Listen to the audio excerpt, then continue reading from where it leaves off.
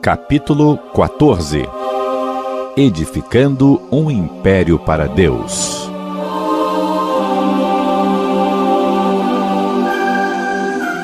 Se naquele dia, na estrada de Damasco, Saulo tivesse encontrado um pregador e tivesse ouvido um sermão, ninguém nunca mais teria escutado falar dele. Mas ele se encontrou com Cristo. Às vezes podemos nos esquivar dos pregadores e de ouvir sermões, e muitas vezes o conseguimos, mas não há como fugir de um encontro com Cristo. E naquele instante, sua filosofia de vida teve um confronto com a própria vida.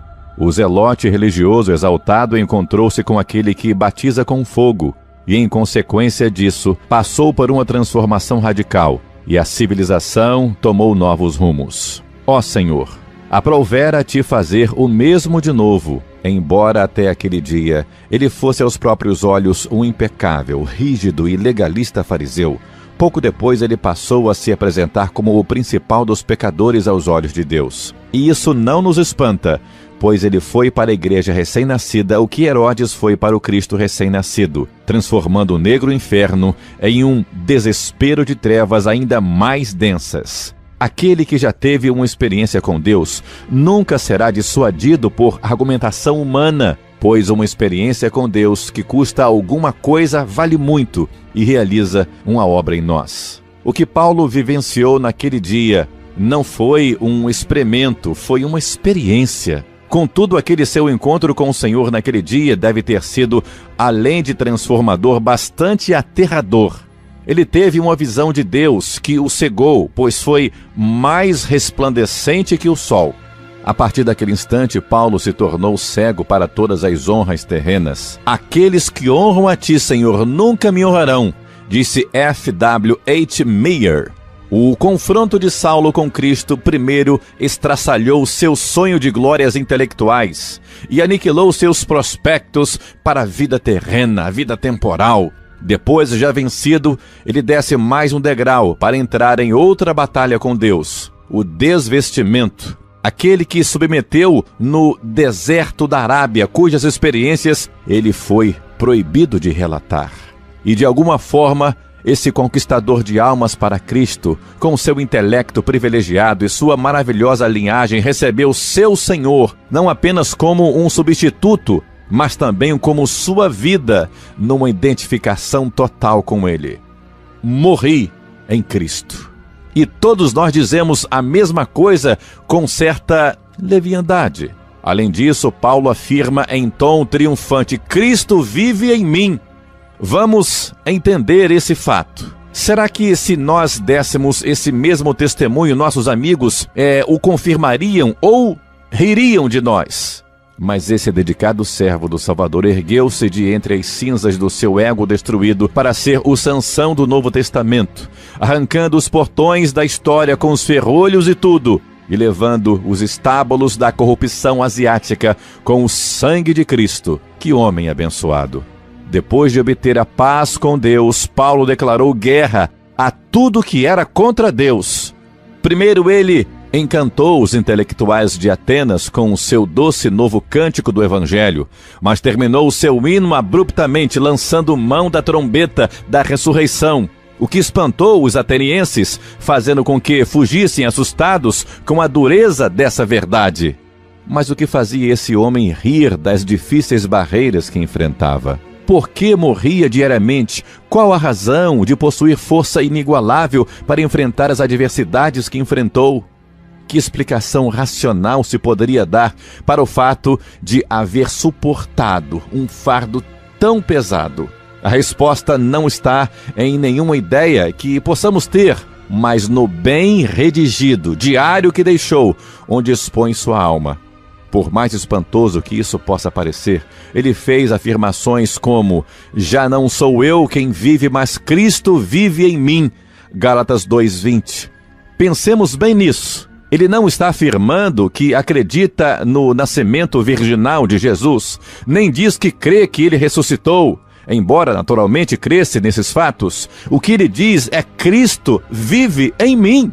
Antes ele encontrava nas profundezas da pecaminosidade Não sou eu, mas o pecado que habita em mim, Romanos 7,17. Mas saiu de lá e atingiu o ápice da espiritualidade. Já não sou eu quem vive, mas Cristo vive em mim. Que grandiosa transformação de vida!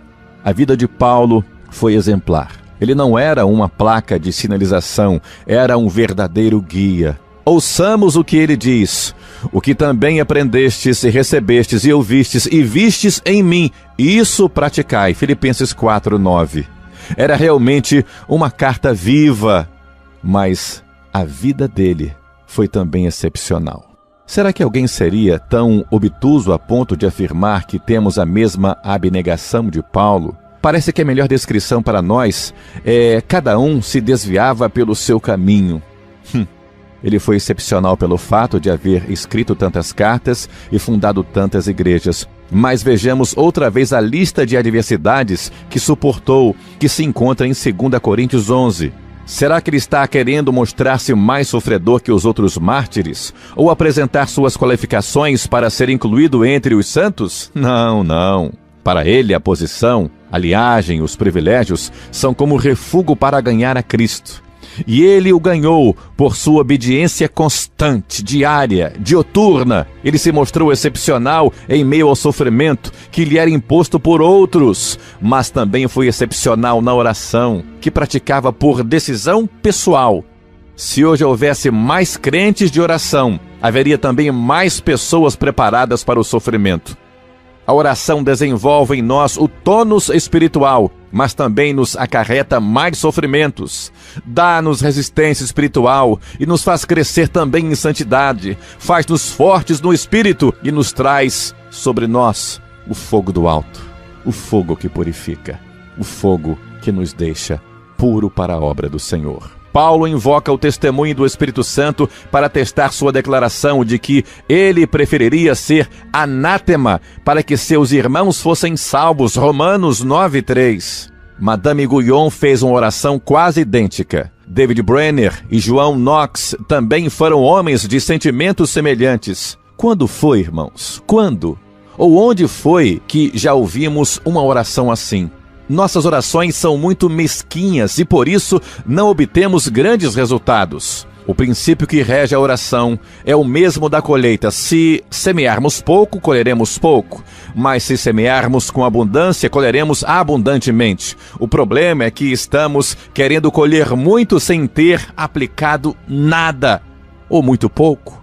A vida de Paulo também estava em expansão.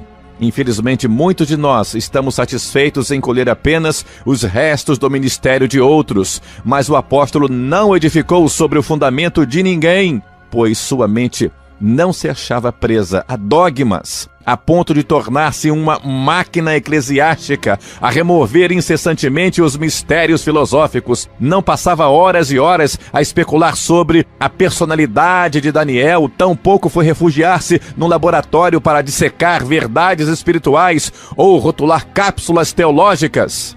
Nem também se punha a congratular-se consigo mesmo por sua capacidade de burilar termos que iriam ser empregados em futuros credos cristãos.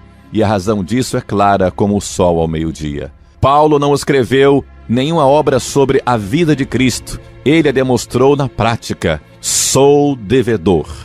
E até onde era humanamente possível, ele empenhou sua honra no esforço de saldar esse débito. E o preço poderia ser a prisão, pois ele preferia ser o prisioneiro no Senhor por alguns anos do que ver seus irmãos prisioneiros do inferno para sempre. Ele fez uma consagração total, a custo da própria vida. Quanto ao mais, ninguém me moleste. Havia se consagrado totalmente a Deus. Cada batida de seu coração, cada pensamento que lhe passava pela mente, cada passo que dava, enfim, todo o anseio de sua alma eram dedicados a Cristo e à salvação dos homens. Ele movimentava as sinagogas, promovia avivamentos ou tumultos, ou um ou outro, e às vezes os dois. E hoje não vemos mais nenhuma das duas coisas nos nossos dias. Ou quando acontece, é raro. Embora seus companheiros de avivamento o tivessem deixado, todos me abandonaram, 2 Timóteo 4,16. Ele se apoiou nos braços eternos e continuou, prosseguiu. Escapou de um atentado contra sua vida, mas juntamente com seu pão de cada dia, ele vivia a morte diária, pois afirmou dia após dia, morro. Bendito sofrimento do apóstolo Paulo. Ele produzia o fruto do Espírito, os dons do Espírito operavam nele, realizava campanhas evangelísticas pela cidade e ao mesmo tempo trabalhava consertando tendas para prover o seu sustento. Meus irmãos, pregadores, comparados com ele, nós não parecemos tão sem valor?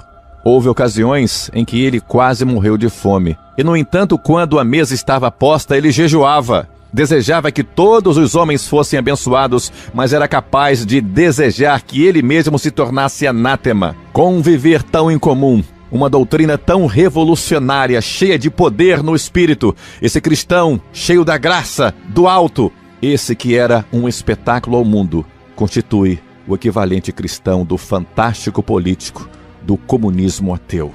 Os cristãos que se deixam consumir pelo fogo do Espírito são o equivalente humano do átomo, fissionado que libera forças cósmicas.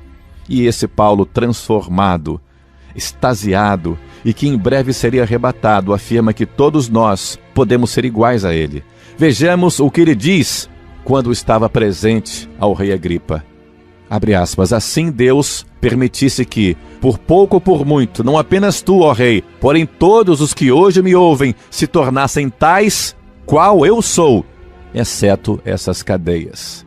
Ele não diz que gostaria que todos escrevessem como ele escreveu, nem que todos fundassem igrejas como ele fundou, nem diz que gostaria que todos agissem como eu agi, mas que fossem tais como também eu sou.